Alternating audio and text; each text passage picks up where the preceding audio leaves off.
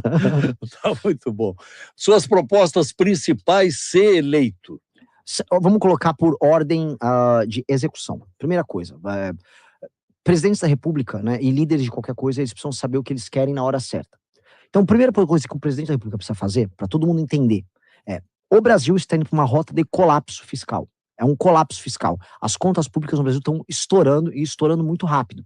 A curva, a famosa curva da relação dívida-PIB, ou seja, PIB é o tamanho da economia do Brasil e dívida é a proporção que ela ocupa disso. Ela já está em 80, indo para 90, já 100%, só que a velocidade de subida dela é muito maior do que a dos outros países. A curva, a relação dívida-PIB em outras nações pode até ser alta, mas ela não está subindo quanto a brasileira. Então o Brasil está indo para uma rota de quebra. E isso significa que os juros vão ficar cada vez mais altos, que a inflação vai ter que ser usada em algum momento como uma forma de corrigir, e as pessoas vão ficar mais pobres.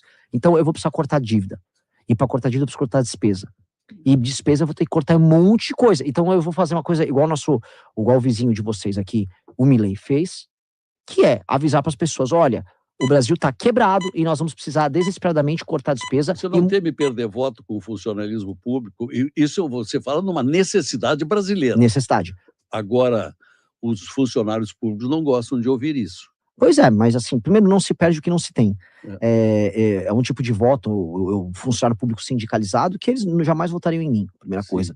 E segunda coisa, vai precisar ser feito de qualquer forma. O funcionário público ele tem estabilidade, o trabalhador comum não tem estabilidade. Então quer dizer que a conta sempre tem que ir para o trabalhador comum que não tem estabilidade, enquanto aquele que tem estabilidade e que eventualmente ganha acima dos demais, ou pode se aposentar de acordo com algumas categorias antes que os demais, ele não pode mexer nos privilégios dele. Eu acho isso muito errado. Se eu falar ainda do funcionalismo, especialmente no judiciário, eu estou falando, vou colocar aqui, tá, de categorias que se comportam de maneira criminosa em receber super salários, e isso foi autorizado pelo STF. A STF autorizou os penduricalhos agora. Isso é criminoso. Num país que as pessoas não estão conseguindo mais comer carne, o cara fala, não, o promotor pode receber 100 mil reais no mês. Como é que vai enfrentar esse Supremo Tribunal Federal que se tornou um tribunal político e ativista, não um tribunal judicial? Eu posso emendar já, porque eu não terminei a primeira pergunta, porque a primeira reforma fiscal que eu comentei, que vai cortar despesas, e essas despesas vão influir no judiciário. E isso vai me dar calma, por isso que esse é o ponto. Eu preciso gerar uma calma econômica no Brasil, que é fazer um corte de despesas, aí os mercados vão olhar, o Brasil vai conseguir pagar suas contas. Calma em quanto tempo, Renan? Eu preciso fazer na transição, eu preciso fazer esse ano. Eu ganhei a eleição, não vou nem fazer festa. Eu já vou lá para Brasília, eu já vou montar o governo de transição na hora, vou chamar os presidentes dos partidos e falar, preciso passar essa PEC agora, o país quebra. E eu já vou negociar, eu vou gastar o capital político da minha vitória inteiro para passar essa reforma fiscal. É o contrário da PEC e da gastança. É o contrário, eu vou fazer o oposto.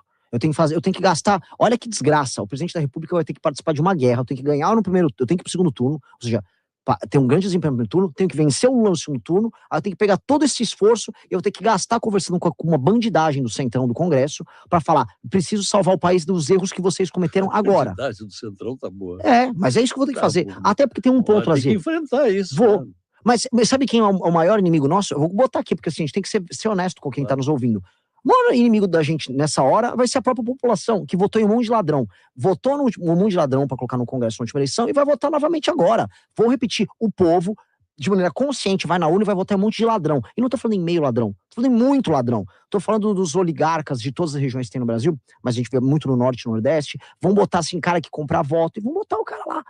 E esse cara, eu vou ter que sentar com ele, vou ter que negociar com esse bandido, com essas centenas de bandidos que vão ser colocados pela população, e vou ter que convencer todos eles a passarem essa reforma na transição. Passou a reforma na transição, vai entrar em guerra, mas é uma guerra necessária, precisa muita coragem. Zé Aldo Pinheiro, a sua pergunta? Senador Lazier Martins, antes de mais nada, é uma honra mais uma vez poder participar contigo da entrevista com outro candidato à presidência da República.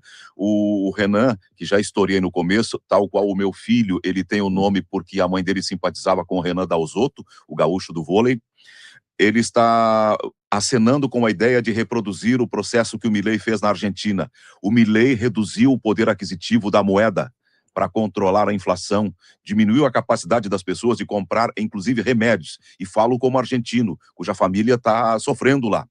Mas agora ele está colhendo resultados disso. Pretendes passar pelo que ele passou? A situação já não é tão ruim quanto a Argentina. Então, as medidas que nós vamos fazer, elas vão ter uma entrega para as pessoas mais rápida. A Argentina, a gente precisa explicar, é uma economia que está, em termos de decadência, a 3, 4 passos à frente da brasileira.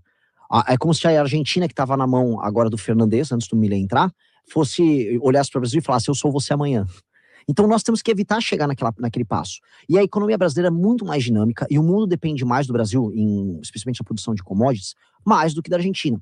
Portanto, se eu faço uma reforma fiscal rápida, o retorno já é muito mais rápido que o da Argentina. Eu vou dar um exemplo. Com uma reforma fiscal, eu vou poder fazer os juros caírem. Com os juros caindo e com a necessidade de investimento em infraestrutura que precisa no Brasil, vai chover dólar aqui. E vai chover gente com capacidade investidora colocando obras para rodar. Então a gente tem um retorno econômico muito mais rápido. O que eu vou falar para as pessoas, igual o Milei falou, eu vou precisar fazer medidas muito duras. As medidas são duras, vocês vão reclamar no começo, mas o retorno virá. E quando vier o retorno, lembre-se que nós fizemos isso. Porque o povo não é retardado, o povo não é imbecil. Por mais que o povo, como eu disse, vote em ladrão, e o brasileiro é apaixonado em votar em ladrão. Ele não pode ver um ladrão que já sai votando. Esse é um problema, o brasileiro é tarado. Vamos ver um ladrão aí. Então, o que acontece? Eu preciso chegar para esse brasileiro, explicar, mas ele entende, porque ele não é retardado, a seguinte coisa: se você ficar doente, você não vai ficar comendo pipoca e algodão doce. Você fica doente, você vai ter que ir pro hospital e vai tomar remédio. A pessoa sabe disso. Eu tô avisando, a economia tá doente, eu vou precisar tomar o remédio. O remédio é sempre amargo. Só que depois do remédio vem a cura. Você precisa ser curado. Então o que eu tô propondo para as pessoas é não fazer o que os políticos fazem nas eleições, que é falar que fica tranquilo, vai ficar tudo bom, vamos ser felizes. Eu falei, não vai ser feliz rápido, vai demorar um pouquinho. Vai precisar fazer, e foi o que o Milei propôs. Sabe por que o Milei não se queimou com o eleitorado nesse período de 1 ano e meio da transição, em que as pessoas perderam o poder de compra, sofreram? Porque ele avisou que isso ia acontecer. Ele avisou, vai demorar um pouco, confia em mim, vamos tocar o plano. E os argentinos, em grande medida, acreditaram nele. E aí estão começando a ver os primeiros frutos. Queda da inflação, um começo do aumento do poder de compra das pessoas. E aí isso começa a apontar um caminho bom. Investimentos externos na Argentina voltaram a acontecer. Agora estão fazendo um dos maiores data centers do mundo na Argentina. E isso já é sintoma de uma nova Argentina que começa a se reconectar com o mundo. Então, eu preciso fazer a mesma coisa aqui. A única diferença, aqui a resposta é muito mais rápida que na Argentina. Você já tem um nome escolhido para ministro da Economia? Não, mas assim, eu não tenho escolhido publicamente, eu já sei quem é e já conversei. Já está conversado? Já. É que agora tudo tem suas etapas. E qual é o perfil? Perfil tem que ser, 1, altamente técnico, 2, tem que ser um perfil, eu não vou trazer para o nosso governo aquela lógica dos medalhões que assumem ministérios e com nome. Eu quero pessoas que estejam conectadas com as novíssimas tecnologias que vão mudar tudo. O mundo agora vai passar por uma revolução nos próximos 10 anos, que é da inteligência artificial. Então, o ministro da Fazenda, ele tem que entender o papel da tecnologia. Então, ele tem que ser jovem, entender de tecnologia, ele tem que ter a mesma visão de mundo nossa, ele tem que entender que essas reformas que a gente está defendendo são fundamentais para mudar o Brasil, ele tem que aumentar a credibilidade do Brasil na parte de contas públicas. Este é o perfil. Então, existem algumas pessoas que se encaixam nesse perfil, e eu conversei com elas, e já temos o nome aqui pronto. Escola de Chicago? Pode ser, assim, isso soma, mas não necessariamente é condicionante. Eles têm que entender que a gente, independente da visão deles, que é a visão liberal que a Escola de Chicago tem, nós temos uma visão que precisa ser profundamente brasileira. Eu acredito no papel que o Estado tem na área de investimento. E eu acho que nós vamos precisar aumentar o papel do Estado na hora de investir e o Estado atuar em algumas regiões no Brasil onde não há atividade econômica. Não sou a favor de Sudene, todos aqueles gastos idiotas que a gente teve ao longo do nosso passado, mas eu sou a favor que o Estado atue de maneira inteligente, como ele atuou, por exemplo, na Embraer e com o ITA, criando a indústria aeronáutica no Brasil, como ele atuou com a Embrapa e com as frentes pioneiras, criando o agro exportador que a gente tem. A gente vai ter que fazer alguns elementos do Estado atuando de maneira articulante. Se você tem vontade de montar um canal de cortes para ajudar a divulgar as ideias do MBL e da missão, eu tenho um treinamento 100% focado mostrando como você pode sair do zero sem saber nada de edição, thumbnail, até você monetizar um canal de cortes e além de estar ajudando no projeto, também ser remunerado por isso. No mês de maio, por exemplo, o canal Inevitável Cortes faturou mais de 30 mil reais apenas de AdSense. O Felino Missionário e o Missão Avança, ambos fizeram mais de 1 milhão de visualizações e faturaram acima dos 14 mil reais. E se isso te interessou de alguma maneira, é só clicar no primeiro link da descrição desse vídeo ou então ler o QR Code que está aparecendo aqui no meio da sua tela agora, onde eu vou te explicar de maneira mais detalhada como você pode começar o seu próprio canal de cortes.